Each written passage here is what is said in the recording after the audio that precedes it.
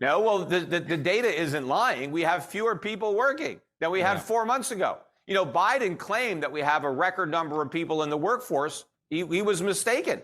He's wrong. We had more people working 4 months ago than we have working now.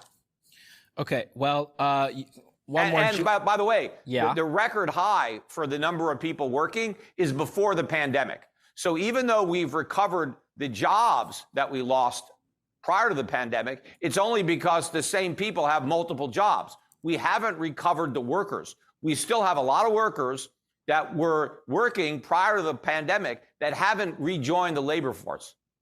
Okay. I want to come back to the financial crisis that you mentioned earlier in the interview. But first, another juicy tweet you made earlier in this in August last week. You said that there's no trade-off between inflation and economic growth. Real economic growth increases supply, holding prices down. The problem is that our economy hasn't had real growth thanks to the Fed. It experienced an artificial bubble. To fight inflation, that bubble must be popped. Just going back to the first part of your tweet, Peter, there's no trade-off between inflation and economic growth. The Fed's talking about a soft landing, which is a trade-off between economic growth and inflation. That's not possible? Well, first of all, we can't have a soft landing because the soft landing means we avoid recession. So by that definition, we've already crashed, or it's a hard landing. But there's no way we can have a soft landing. We don't know for sure if it's a recession. The definition has been muddled. Well, I don't care how the politicians want to redefine it. It is what it is. And so, you know, I'm not going to change the meaning of a word just to deny that we're not in something that we're in. But the point of that tweet is you have all these Keynesians that somehow believe that inflation is caused by economic growth. They also think it's caused by too many people working. They think there's a trade-off between unemployment and inflation. They think if there's not enough people unemployed, you're going to have more inflation. And the way to get rid of inflation is to put people out of work.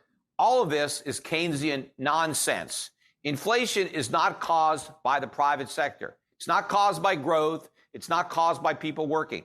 The only people working that cause inflation are the people at the Fed who are running the printing presses or pushing all the buttons that are creating all the money. That's where inflation comes from. And they create inflation in order to monetize U.S. government debt. So the federal government runs a big budget deficit. The Federal Reserve prints up money to buy those bonds, and that inflation enters the economy. It's got nothing to do with growth or people working. As a matter of fact, in a real economy, the stronger the growth, the lower prices. Because what is economic growth? It means increased output. It means more goods and services are being produced. Well, if you increase the supply of something, then you decrease the price.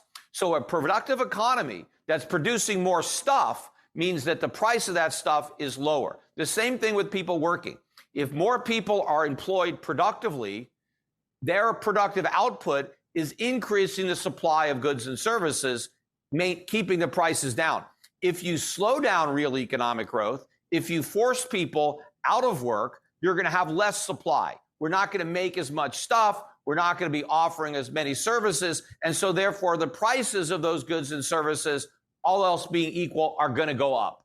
Peter, you're right. When the economy is doing well, more people are working and there's more supply, there's more output. But you got to remember also when this happens, when the economy is doing well, there might be also more aggregate demand, which could also push prices up, right? It's a counterbalance force, is it not? Well, wrong. No? You remember that supply creates demand.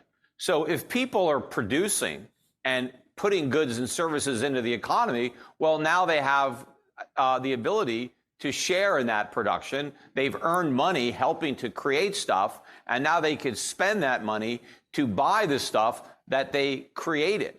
And so the demand that comes from real production doesn't cause prices to go up. The only kind of demand that causes prices to go up is when the government just prints money and gives it to people. And so that money is not a function of production. People didn't earn that money producing. They just were sent the money by the government. I mean, that's what happened during COVID to a huge degree. You had people who had jobs and were working to help make stuff. They went home. They weren't working at all. They weren't making anything. But now the government sent them money. They weren't earning money because they worked. They were being paid not to work. But the worst part about it was many people were paid 2 or 3 times not to work than what they earned when they were working. So now these people who weren't working at all had all this money to go and buy stuff, but they didn't help produce any stuff. That's what pushed up prices, because you had all this fake demand and no supply. You see, the proper monetary policy response to the pandemic, if everybody was going to stop working, the Fed should have shrunk the money supply, not expanded it. The U.S. government should have cut spending, not spent more. That would have balanced out supply and demand. But instead, we had the worst combination of monetary and fiscal policy probably in the history of the country. In the face of collapsing supply, we flooded the economy with phony demand. And so we're experiencing now, I think, just the beginning of those consequences. We've got a long way to go, which is why the idea that inflation has peaked is nonsense. One way that the government plans to fight inflation is with this new Inflation Reduction Act. Hasn't been passed yet, but the legislation is supposed to authorize $430 billion of spending, $300 billion of which is earmarked for fighting climate change. Another proposition they're making is a 15% minimum corporate tax. Is this going to help, Peter? Of course not. It's going to hurt. Historically, whenever they brand a piece of legislation, whatever the name is, the effect will be the opposite of that name. So if a bill is called the Inflation Reduction Act, then right off the bat, the effect of the bill is going to be to increase inflation. And that's exactly what it's going to do. First of all, there's all this new government spending. That's more demand, artificial demand, coming into the economy. How is the government going to get all this money that it's going to spend? Because it's not going to get it from those tax hikes. It's ultimately going to get it from the Fed. The Fed is going to have to print more money to monetize those debts. Now, even if the Fed doesn't do that, and the government has to find private buyers for those bonds, well, then the government, or rather the Treasury, has to find private buyers for those bonds. It's going to crowd out investment in the private sector.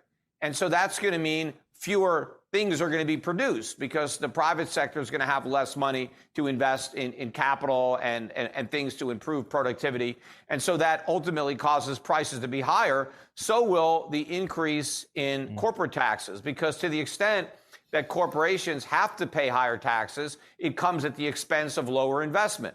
So if corporations have less money to invest in plant and equipment and expanding supply, that ultimately puts upward pressure on prices.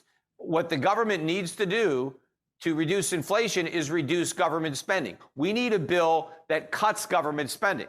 The government is doing the opposite. They are increasing government spending. So what they're doing is they are throwing gasoline on a fire that's already burning hot.